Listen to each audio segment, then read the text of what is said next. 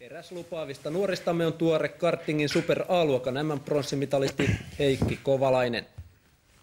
Kovalainen on ajanut 2 kautta ruotsalaisessa karting-tiimissä ja pronssimitali Super A-luokasta on ensimmäinen Suomessa.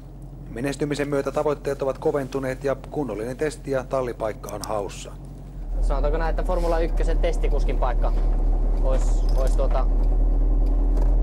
tällä hetkellä se kaikista tärkeä tavoite. Sen jälkeen, jos sitä jossain vaiheessa pääsee muutaman vuosi sisällä testaamaan ja sattuisi saamaan testikuskin paikan, niin sitä kautta voisi kehittyä sitten Formula 1-kuljettajana ja sitten mahdollisesti päästä ajamaan MM-sarjaa vielä.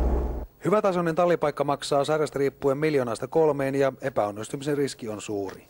Kovalaisen tavoitteena on löytää pätevä manageri, jotta jatkossa voi itse keskittyä ajamiseen. Kyllähän se iso askel on ja sen eteen mä itse joudun tekemään tietysti entistä enemmän töitä fyysisen kunnon ja